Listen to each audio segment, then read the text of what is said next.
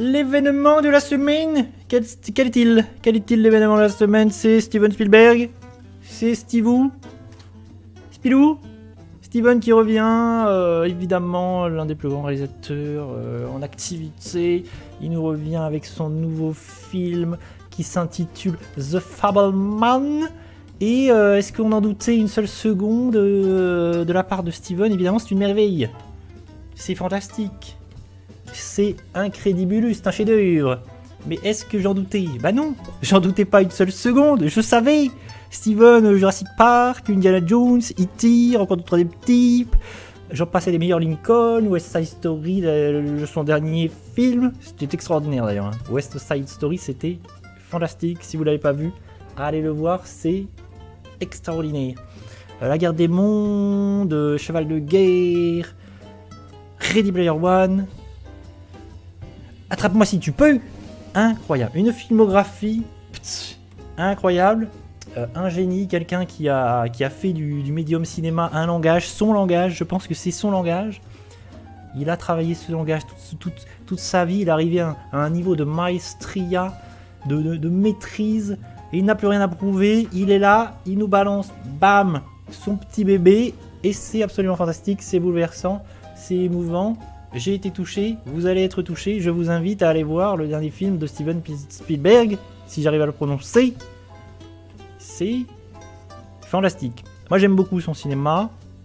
Il y a des films vraiment qui me parlent plus que d'autres. Même dans ces dernières années, vraiment, il y a des choses extraordinaires. Moi j'adore Jurassic Park. Évidemment, j'ai grandi. C'est fou parce qu'il a traversé les générations. Je pense qu'il a touché différentes générations. Vraiment, pour certains, ça va être Jurassic Park. Pour d'autres, ça va être Ready Player One.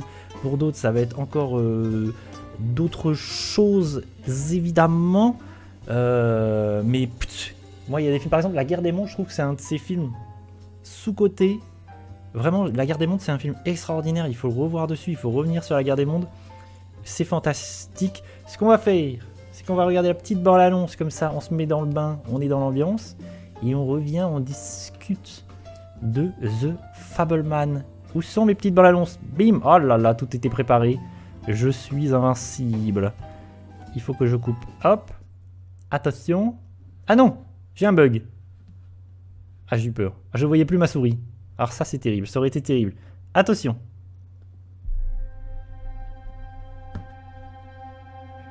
Movies are dreams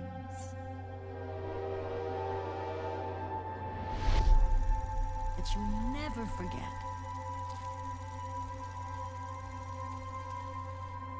Sammy? Oh, salut Kiwill! On est sur la bande-annonce de The Fabelman de Steven Spielberg.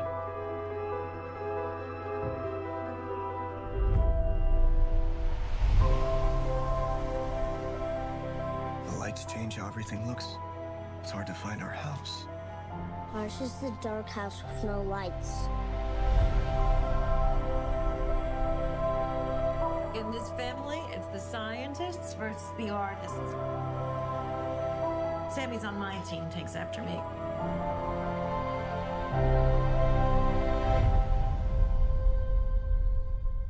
What kind of movie are we gonna make?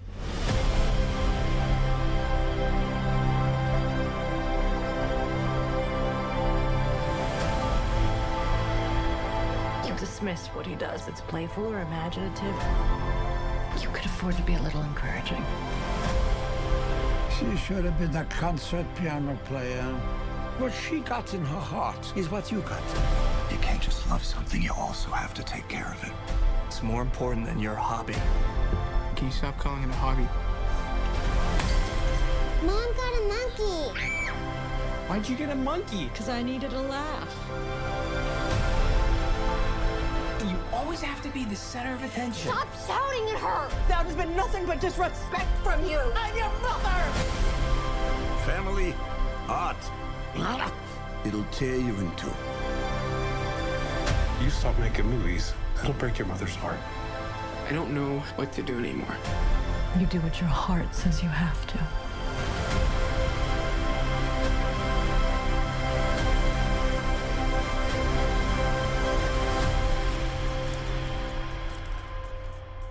What was your favorite part?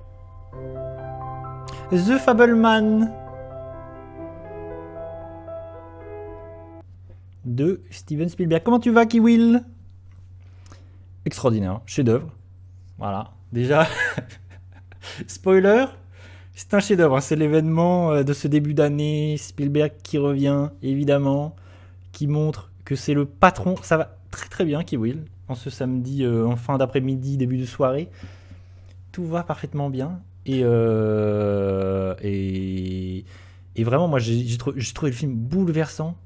C'est ce que j'ai vu de mieux en ce début d'année avec Babylone, dont si j'ai le temps, on reviendra aussi sur Babylone de Damien Chazelle. Mais vraiment, là, on est sur Spielberg qui revient, et c'est vraiment son projet le plus personnel qu'il ait jamais réalisé, parce que c'est Spielberg qui revient sur sa vie, qui fait là de l'autofiction, c'est-à-dire que c'est pas... En fait, c'est son enfance, c'est l'enfance de Steven Spielberg, mais les personnages sont pas nommés, il n'est pas nommé comme tel. Le personnage s'appelle Samuel, mais très clairement, il parle de lui, il parle de son enfance, il parle de son histoire avec ses parents, la relation entre ses parents.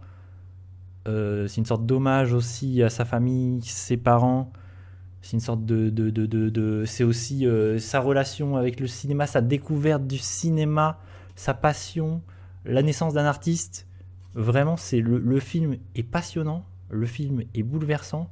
Le film commence, on débute avec le jeune Steven, le jeune Samuel, qui a à peine 6 ans. C'est la première scène du film où c'est la première fois que ce jeune garçon va au cinéma et est complètement sidéré par ce qu'il est en train de voir, sidéré par ce qu'il a vu dans la salle, et ça l'a bouleversé. Et rien que cette scène, déjà, elle est magnifique. Vraiment, il transmet plein de choses, et le film parle de ça. Du pouvoir du cinéma sur les gens, du pouvoir du cinéma, le pouvoir que tu peux avoir en tant que réalisateur, et il le montre de façon magnifique. Vraiment, de toute façon, Spielberg, il a absolument plus rien à prouver, hein, vraiment. Moi, dès qu'il y a un film de ce bon Steven, j'y vais les yeux fermés. West Side Story, je sais pas si tu l'as vu, Kiwill, West Side Story, parce que c'est, je crois que tu me disais que tu aimais bien les comédies musicales. Vraiment, son remake, sa version de West Side Story, c'est un film extraordinaire. Le film est magnifique. C'était déjà fantastique. Là, The Fableman, moi je vous conseille, allez-y vraiment. Allez-y. C'est hyper bien. Vraiment, que vous aimiez ou pas Spielberg, vraiment c'est hyper bien. Le film, il est avec Michelle Williams et Paul Dano qui jouent ses parents. Et vraiment, Michelle Williams, elle est incroyable. Elle est sublime. Les deux acteurs sont hyper bien. Vraiment. Et il y a aussi un autre truc, c'est que la musique, c'est John Williams. Encore une fois. Alors que John Williams, il a 90 ans. Il faut quand même se dire que cet homme, ce génie, il a 90 ans. Il est encore là. Il compose encore pour Steven Spielberg. Et je crois que c'est le 28e film où il est sur la composition, sur la musique d'un film de Spielberg. C'est quand même assez hallucinant. Et je crois qu'il a annoncé qu'il allait à la retraite. Et je crois que l'un de ses tout derniers films, c'est le prochain Indiana Jones qui sort cette année, réalisé par James Mangold. Et moi je suis curieux, je suis très curieux d'aller voir Indiana Jones, même si bon, on est encore sur les franchises qui reviennent, tout le temps les mêmes choses, et c'est un peu chiant, mais mine de rien, sur Indiana Jones, je reste assez curieux. Et puis, à John Williams. Donc, par contre, je trouve que la musique, il faudra que je revoie le film, mais la musique sur The Fableman est quand même pas non plus, elle est un peu oubliable, c'est un peu dommage. C'est pas ce qui m'a frappé. D'ailleurs, j'étais surpris en voyant que c'est son nom au générique, parce que la musique m'a pas forcément plus frappé que ça, mais il faut peut-être que je la réécoute. Mais vraiment, c'est à noter quand même que cet homme a 90 ans et qu'il est encore là et qu'il compose encore. C'est quand même assez fou. Ça me... Et d'ailleurs, Spielberg, il a quand même plus de 70 ans aujourd'hui. Ça, pareil, c'est assez fou. Et il arrive... Mais vraiment, c'est quelqu'un... Ce qui est fou, c'est qu'en fait, il arrivait à une maîtrise dans son art, en fait. Et ça, c'est un truc qu'on voit dans le film, c'est qu'en fait, il a pris le cinéma et c'est devenu un langage pour lui. C'est son langage à lui. C'est, en fait, un artiste, quand il va découvrir un médium et qu'il va se dire, ok, un peintre, par exemple, la peinture, ça va devenir son langage. Et là, le langage de Spielberg, c'est vraiment le cinéma, quoi. C'est la mise en scène. Et tu te rends compte, en fait, qu'il a une maîtrise assez hallucinante du médium cinéma. C'est fifou. Parce qu'en fait, tout paraît hyper simple. Tout a l'air d'une facilité déconcertante. Mais en vrai, ça ne l'est pas du tout. C'est juste qu'il arrive à faire croire que c'est simple, mais ça l'est absolument pas. Et vraiment, cette science des transitions, vraiment. En fait, le film coule, c'est ça qui est fou. Genre, ça dure 2h30, mais ça coule tout seul parce que c'est hyper bien narré, c'est hyper bien raconté, c'est hyper bien mis en scène. Donc ça t'emporte, ça t'emmène. C'est le génie. Le génie du conteur, quoi. Vraiment, et tu sens qu'il maîtrise son art comme personne. Et très clairement, c'est l'un des meilleurs réalisateurs vivants aujourd'hui. Et il est invincible. De toute façon, c'est sûr que vous avez... Ça, c'est un truc aussi, c'est que, qui que vous soyez, c'est sûr que vous avez au moins vu une fois dans votre vie un film de Steven Spielberg et un film qui vous a marqué. Hein. Ne serait-ce que Jurassic Park... des choses comme ça. Moi, je pense à Jurassic Park parce que, évidemment, je pense que c'est un film qui m'a marqué. C'est une certitude. Les dinosaures, l'aventure, la musique de John Williams. Ouais. Tu penses à quoi quand tu penses à Spielberg, Kiwi ? Tu penses à Jurassic Park ? Moi, quand je pense à Spielberg, c'est le premier qui me vient. Je pense que c'est Jurassic Park. Et j'aime beaucoup le 2 d'ailleurs. J'aime beaucoup aussi Le Monde Perdu.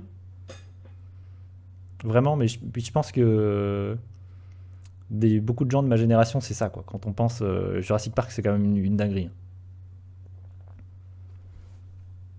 Et c'est vrai que ça fait partie de ces films. La musique de John Williams, mais elle est extraordinaire. Et ça fait partie de ces films que je peux revoir et revoir et revoir, et je me dis, waouh, fantastique. Fantastique. Et c'est 1000 fois mieux que... que tous les Jurassic World qui sortent aujourd'hui. Franchement, l'année dernière, Jurassic World 3, c'était infernal. C'est terrible. Ça me fait tellement de peine de voir que... on essaye de faire du Spielberg, mais là, c'est nul à chier. Franchement, Jurassic World, c'était nul à chier. C'est assez terrible de voir cet héritage. Faire ça avec l'héritage de Spielberg, c'est un peu triste. Ouais, mais ce qui est génial dans Jurassic Park, c'est qu'il est à l'aube d'une nouvelle technologie et en même temps, il est au paroxysme de l'ancienne technologie. Donc il l'utilise au mieux. Du coup, il y a les deux. C'est ça qui fait que Jurassic Park, aujourd'hui, tu regardes, les effets spéciaux fonctionnent encore. C'est qu'il y a toujours des animatroniques et l'utilisation de la 3D et des CGI est assez minime en fait. Et elle est utilisée avec les animatroniques et tout fonctionne trop bien.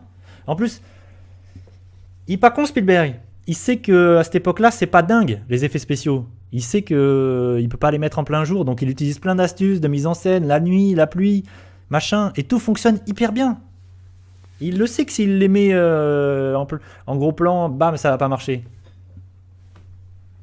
Ouais, mais ce qui est fou, c'est que c'est 1000 fois mieux. Ça a 1000 fois mieux vieilli que Jurassic World d'aujourd'hui. C'est ça qui est terrible. Parce que c'est pareil, c'est quelqu'un, il a compris la technologie, il l'a utilisée à bon escient. Et Jurassic Park, le film, il est intangible. Ça ne veut rien dire. Mais il est inamovible. Tu peux plus, voilà, il est invincible le film. Tu le revois aujourd'hui, bah, ça a pas bougé. Et c'est quand même assez terrible de se dire que ça a mieux vieilli que les suites. C'est quand même... que les suites où on essaie de t'en mettre plein la gueule. Et en fait, c'est pas en mettant le plus... En fait, Jurassic World essaie de te mettre beaucoup de dinosaures en se disant, ok, les spectateurs veulent voir un max de dinosaures, mais non, en fait, c'est pas comme ça que ça va marcher. C'est pas ça que... c'est pas ça. De toute façon, c'est... Aucun autre film, aucune autre suite n'arrivera à égaler Jurassic Park parce que c'est le premier... On n'avait pas vu moult dinosaures au cinéma, à l'écran, et donc Jurassic Park, il arrive, il distille les dinosaures, et on a le choc de la surprise, de ses effets et des dinosaures. Aucun autre film arrivera à reproduire ça en fait. Aujourd'hui, on a tellement vu des films avec des CGI, des effets spéciaux, des machins, des dinosaures, c'est fini. Aucun autre film n'arrivera à nous faire vivre ça. Moi, petit, j'ai vu Jurassic Park, je revivrai jamais ça. Sauf si un réalisateur malin arrive à faire quelque chose de malin avec ça, mais il y a peu d'espoir.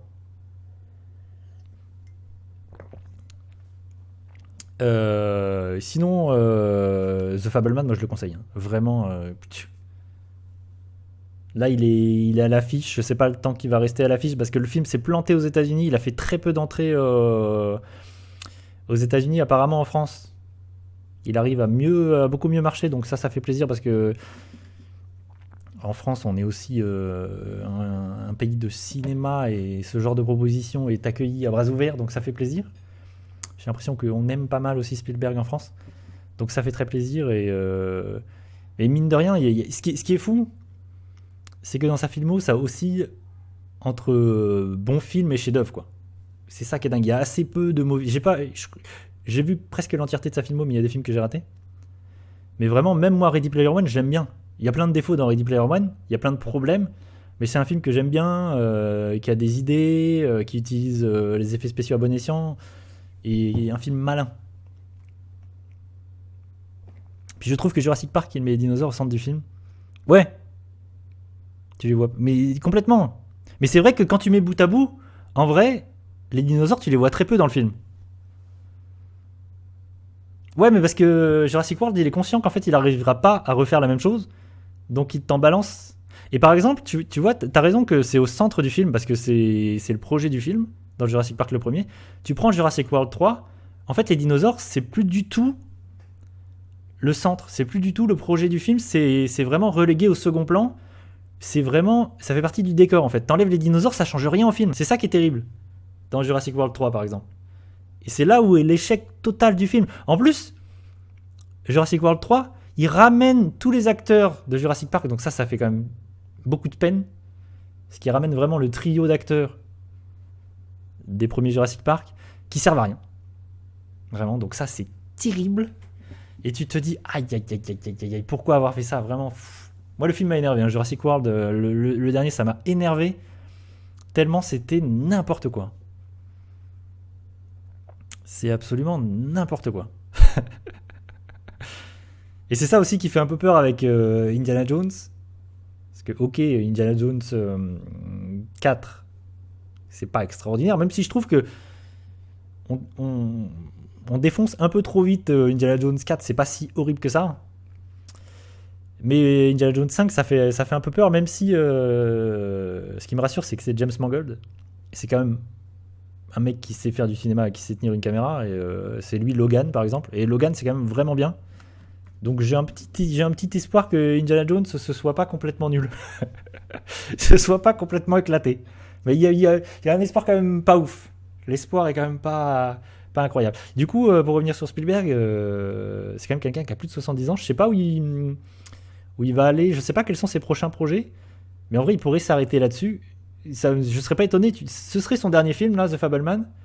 Ce serait un beau point d'honneur, ce serait un beau point final en fait à sa carrière, parce que vraiment c'est le seul film où en fait il revient sur lui-même, il traite vraiment de quelque chose de très personnel, de sa famille, de quelque chose qui en plus traverse tout son cinéma, le divorce de ses parents, vraiment qui traverse tout son cinéma. Il y a beaucoup de films où ça va traiter de la famille, les parents, le divorce, par exemple La Guerre des Mondes. C'est complètement ça, c'est Tom Cruise qui est séparé de sa femme, ses enfants se retrouvent avec lui, et ses enfants auraient préféré ne pas être avec lui, mais avec... La Guerre des Mondes, d'ailleurs, c'est hyper bien. Si vous n'avez jamais vu La Guerre des Mondes, moi je trouve que c'est l'un de mes préférés. Je trouve que c'est un film extraordinaire. La Guerre des Mondes, je pense qu'il est un peu sous-coté, oublié, c'est sûr qu'au milieu de tous les autres chefs-d'œuvre de Spielberg, mais c'est un film extraordinaire, il y a des scènes extraordinaires, et en plus c'est un film post-11 septembre. En fait, il y a toute une imagerie, justement, tu sens que ça a beaucoup blessé les États-Unis, que ça a beaucoup marqué les esprits. Il y a toute une imagerie comme ça du 11 septembre, visuellement, et le film est flippant, et assez dingue, et spectaculaire, et assez fifou. Et d'ailleurs, Tom Cruise est hyper bien dans le film.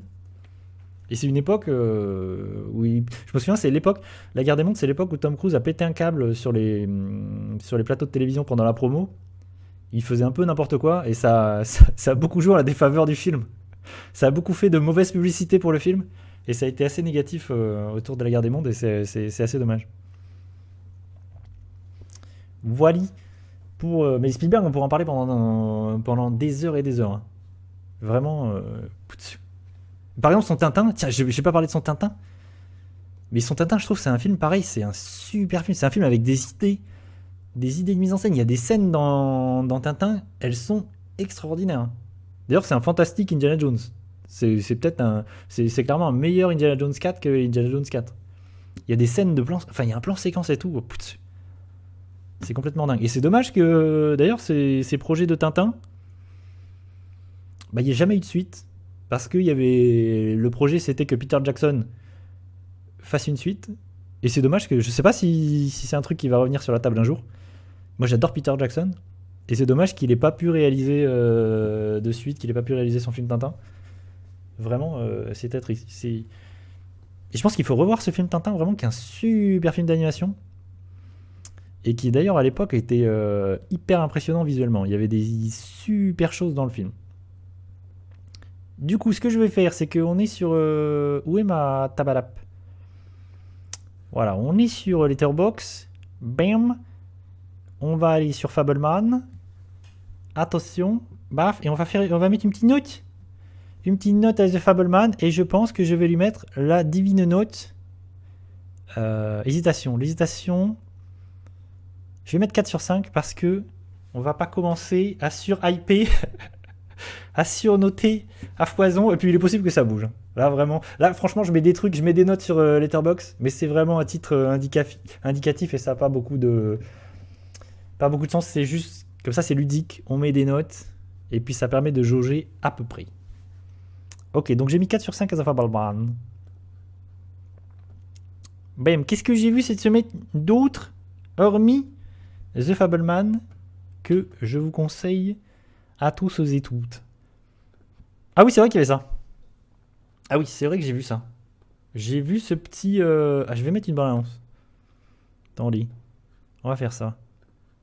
Les gardiens de la planète. Film documentaire. Les gardiens de la planète. Film documentaire autour des baleines. Donc ça déjà, c'est pas compliqué. Je vous mets un petit trailer. Ah mais c'est quoi ce format de trailer Bon, ok, on va faire ça, c'est pas grave. Notre territoire est le plus vaste de cette planète.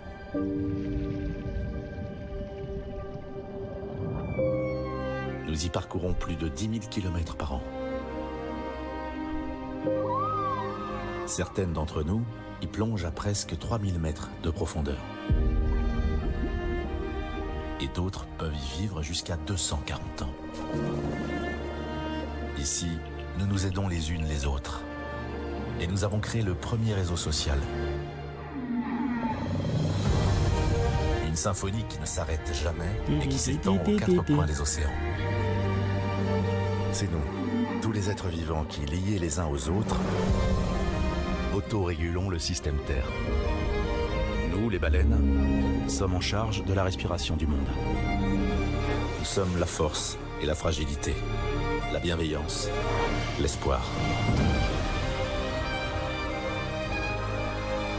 Par le violon. Une expérience unique.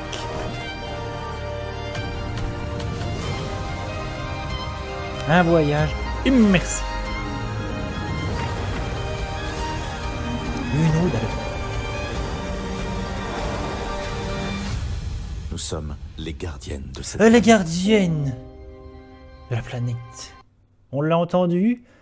La voix off de Jean Dujardin qui nous narre cette aventure avec des baleines. Attention, c'est des petits Tulkun.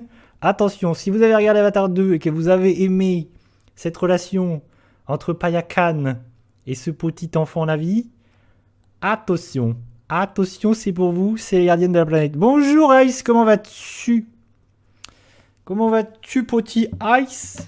En cette soirée, samedi, j'ai parlé de The Fableman de Spielberg, chef-d'œuvre, allez le voir. Ici, nous sommes sur Les Gardiennes de la Planète, sorti aussi cette semaine, ce mercredi même, qui est documentaire, ça va très bien, Ice, autour des baleines. Je disais, si vous avez aimé Avatar 2, The Way of Water, que vous avez aimé les petits Tulkun, cette relation entre une baleine et un navire, ça va probablement vous plaire. Le problème, je vais faire vite sur Les Gardiennes de la Planète. Moi, j'aime bien aller voir les documentaires au cinéma, parce que souvent, ça peut être source d'émerveillement et de fantastiques images. Le problème, c'est que je trouve qu'Avatar 2 est un meilleur film sur les baleines que ce film documentaire Les Gardiennes de la Planète. Que je l'ai pas dit, mais c'est un film de Jean-Albert Lièvre. Du coup, avec la voix de Jean Dujardin, qui n'était pas forcément nécessaire, je trouve. Hein. Franchement, les documentaires avec des voix ouf où ça papote, c'est pas forcément le mieux.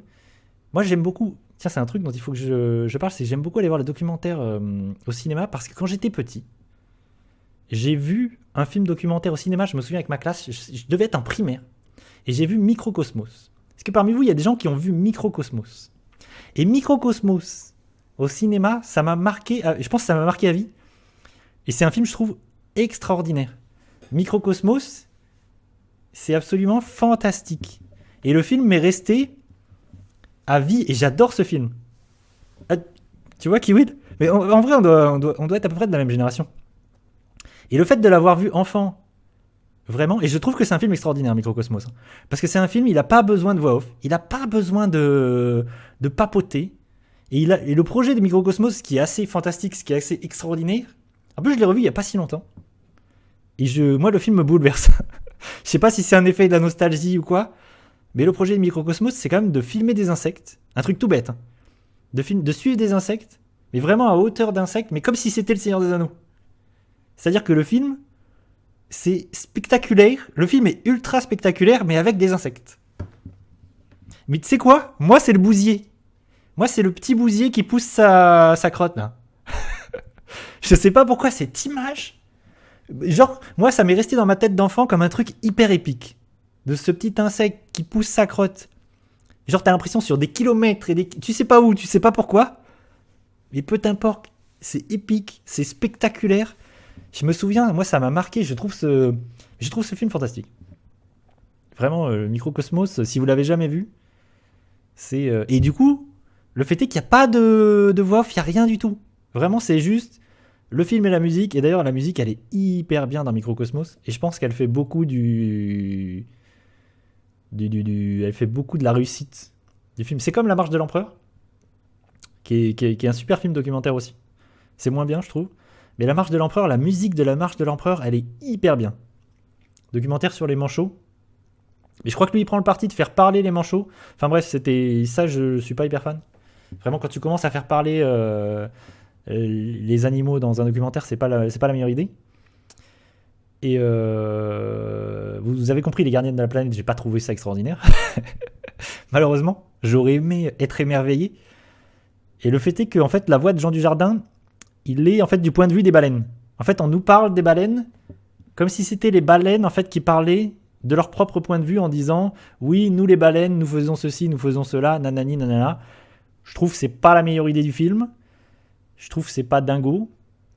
Et en fait, je trouve que le film, il est pas assez radical. En vrai, parce que le film va parler à un moment donné de la chasse à la baleine, va traiter de la pollution, nanani, et en fait, très peu. Et il le montre très peu. Et c'est pas assez radical. Et en fait, ça parle beaucoup moins de la chasse à la baleine qu'un Avatar 2, par exemple. Genre, Avatar 2 montre beaucoup mieux la chasse à la baleine, montre beaucoup mieux les dégâts que l'humain fait. C'est ça qui est taré, c'est ça qui est dingue quand même. C'est que, allez voir Avatar 2, vous en saurez... Enfin, ça va plus vous marquer, vous impacter, vous allez plus vous poser des questions sur les baleines, la relation entre les humains et les baleines, qu'en allant voir ce documentaire sur les baleines. C'est ça qui est assez terrible. C'est là que je me dis... C'est un peu l'échec du film parce que James Cameron a réussi à faire ce que voulait faire le documentaire alors que lui, il l'a mis dans un blockbuster à plusieurs milliards au milieu d'un truc où c'est la guerre. Et ça, c'est quand même assez phénoménal. Ça, je me dis quand même, dans le film de James Cameron, c'est assez fou qu'il ait réussi à faire ça. Et tu sens que c'est un truc qui le touche perso et dont il a envie vraiment de parler et de se dire « Ok, on est en train de faire de la merde avec les baleines. En fait, les baleines, c'est vraiment des êtres intelligents. C'est vraiment des êtres qu'il faut préserver. Et il faut arrêter de faire des conneries. » Il y a un film que j'avais vu avec le gars qui chasse... Ah oui! Ah, je l'ai pas vu. Ouais, Kiwid, je l'ai pas vu ce film. Attends, je crois que c'est... Je sais plus le titre du film, mais pas Au centre de l'océan, un truc comme ça. Je sais plus. Et c'est pas il y a pas Tom Holland, je crois qu'il y a Tom Holland aussi dans le film. L'acteur de Spider-Man. Je l'ai pas vu, mais c'est pas un film de Ron Howard. Attends, je vais checker. Je vais checker. Dibidibidibidibidib. Je crois que c'est ça. Ron Howard. Moby Dick. Ouais, mais c'est un film. Ouais, c'est ça, Au cœur de l'océan. Le film s'appelle Au cœur de. Ouais, c'est un film de Ron Howard. Et il y a Chris Hemsworth et Tom Holland. Et ça avait l'air intéressant. Je l'ai pas vu, mais vraiment, ça avait l'air intéressant. Du coup, pour finir sur Hope, sur les gardiennes de la planète, que j'ai trouvé très très bof, on va aller mettre une petite note sur Letterboxd et je vais mettre.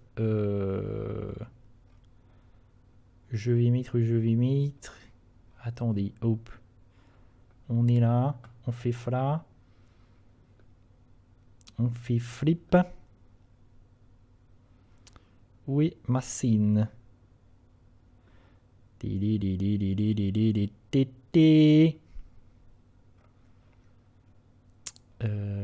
oui, c'est là.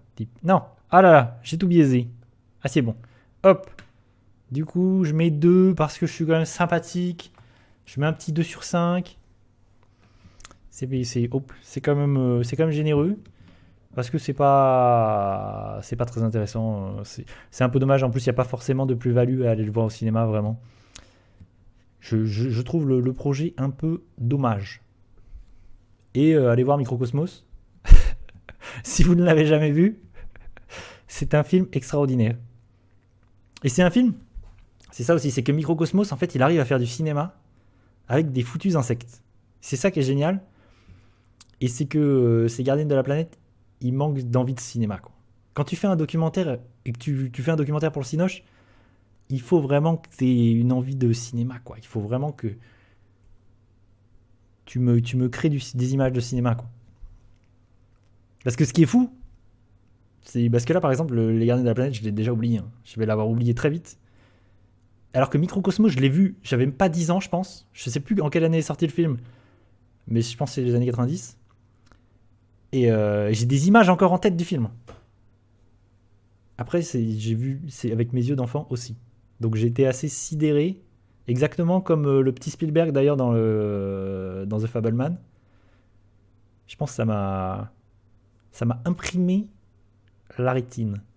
Par exemple, il y a des images d'Avatar 2 avec la baleine qui m'ont beaucoup plus imprimé la rétine que là dans le documentaire.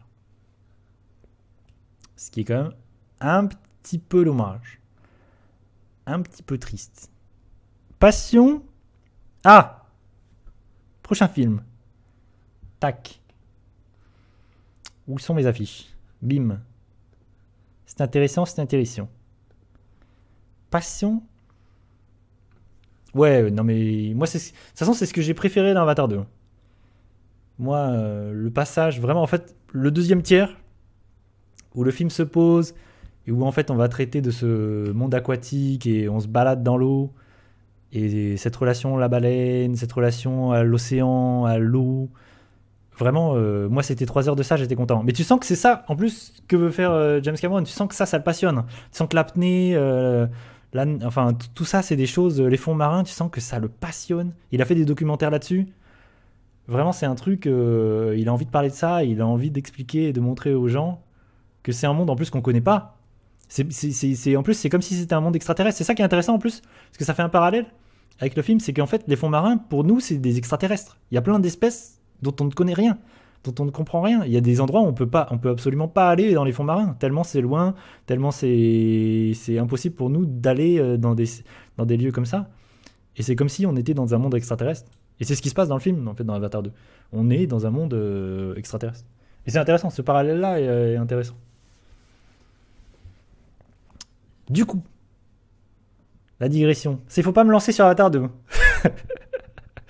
Et d'ailleurs, Avatar 2 est toujours à l'affiche. Hein. Si vous voulez aller voir Avatar 2, il est encore à l'affiche, vous pouvez y aller. C'est quand même assez dingue. Alors que le film est sorti l'année dernière. Petit mot sur Projet Wolf Hunting qui est sorti la semaine dernière. Mercredi dernier. Et qui fait partie... c'est un film coréen. Je vais mettre une petite bande-annonce, vu qu'on est là-dessus. C'est un film coréen. Très gore. Très violent. et qui fait partie d'une série de films là, depuis quelques mois, depuis l'année dernière, où il y a des distributeurs en France qui essaient de sortir des films violents, gore, et des projets qui en fait, à une certaine époque, seraient sortis directement en VOD, en DVD, et absolument pas au cinéma. Et je trouve ça cool de voir qu'il y a un public et que ces films arrivent au cinéma. Et ça fait suite par exemple à The Sadness l'année dernière et Terrifier 2 en début d'année, qui sont des films ultra violents. Vraiment, c'est des 16+, voire plus. Et moi j'aime bien ce cinéma horrifique, ce cinéma violent, ce cinéma qui va balancer des hectolitres de sang. Et là, on est pleinement dedans. Je vais mettre une petite bande-annonce pour qu'on comprenne un petit peu qu'est-ce que c'est le projet. Évidemment, il faut que je la trouve. Hop. En espérant que ce soit pas trop la violence. Attention, si vous n'aimez pas films d'horreur, les films gore, cachez-vous les yeux. Parce que là, vraiment, le projet du film, c'est de tuer. Vraiment, le film, il est bête et méchant. Ça tue. On veut des hectolitres de sang. Et ça décapite, ça écrase des têtes. Ça va pas plus loin que ça. Project Wolf. Et c'est très étonnant d'ailleurs de le voir au cinéma. D'ailleurs, je l'ai vu au cinéma en VF. Et la VF, elle est un peu nulle. Ça, c'est le problème. Ça, c'est le problème aussi que j'ai souvent quand je vais voir des films de genre comme ça, des films d'horreur au cinéma. C'est que c'est pas forcément évident d'avoir une séance en VO. Et du coup, c'est un peu chiant. Des fois, t'es obligé de voir le film en VF. Et la VF, elle est parfois assez exécrable. C'était un peu la même chose sur The Sadness. La VF, elle était pas incroyable. Et ça m'avait pas vendu du rêve. Alors, projet Wolf Hunting. Est-ce que j'ai ça dans la besace? Plus de bande-annonce. Petite bande-annonce pas très longue. Donc ça, c'est pas mal. Ça, j'aime bien. Quand les bandes-annonces durent pas 4 heures, ça me fait plaisir. Alors, il faut que je retrouve... Oh, où est-ce que j'ai mis? Ah, je l'ai mis là. Hop! 필리핀에서 검거된 한국인 범죄자들이 국제 화물선을 통해 부산항으로 호송될 예정입니다. 경찰청은 5만 8천 톤에 달하는 벌크선 프론티어 타이타노를 호송 선박으로 지정했습니다. 필리핀발 범죄자 호송선 프론티어 타이타노의 모든 보안 및 관제 업무를 우리 팀이 전담하게 됐다. 세팅 준비해. 주무! 난 인권 이런 거 모른다. 여기 CCTV도 없다. 그러니까 제발 괜히 개기지 말고 조용히 좀 가자. 여기 한국 가고 싶은 새끼 있어? 입에 내가 가지게 씨아. Battu.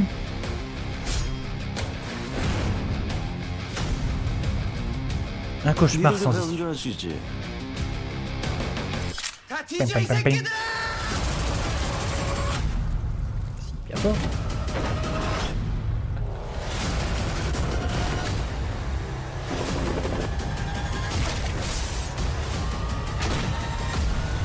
Hallucinant.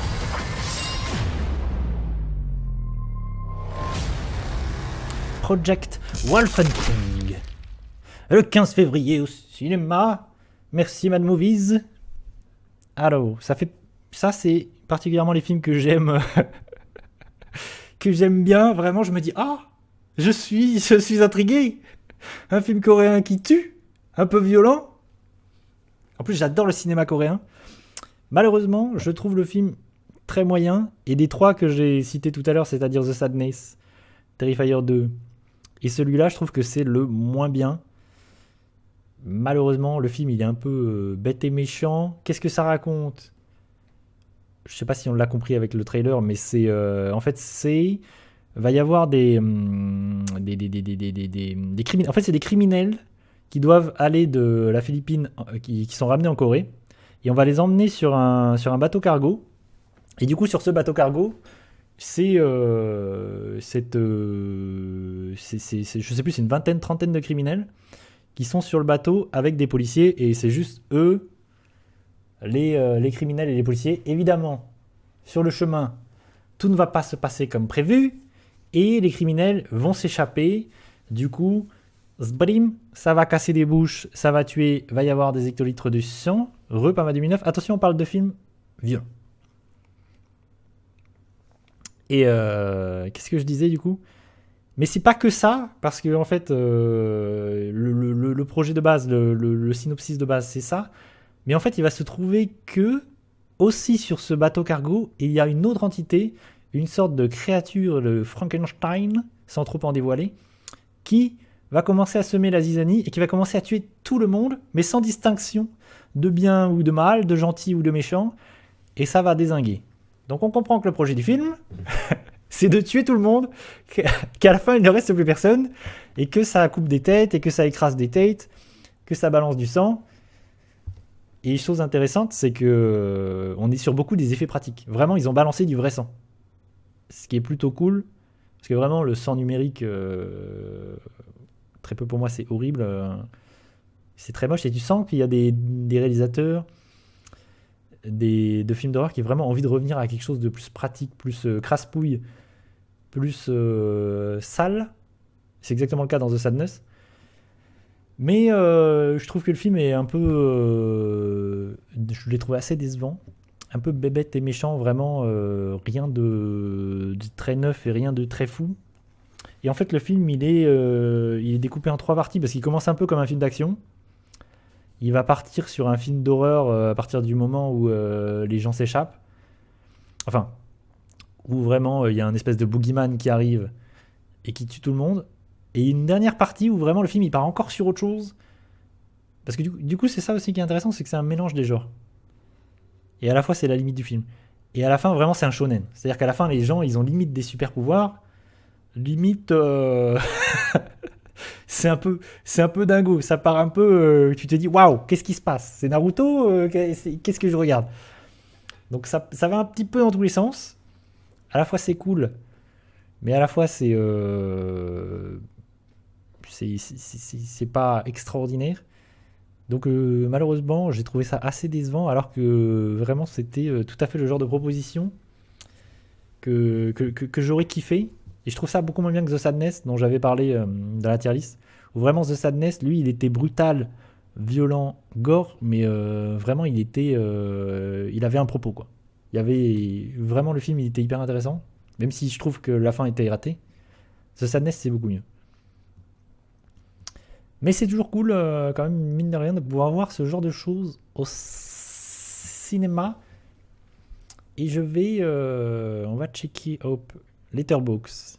Où est-ce que j'ai mis type ? Je pense que je vais lui mettre la moyenne.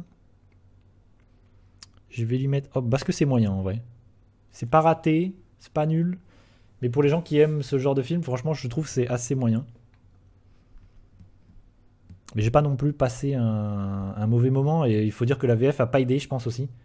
Ça c'est un peu dommage, parce que la VF est pas extraordinaire, et la VF souvent sur ce genre de film asiatique, elle peut vite te gâcher l'ambiance. Et c'est un petit peu dommage. Alors, ça c'est d'accord. Projet Wolfenting, il est vu, il est hop dans ma besace.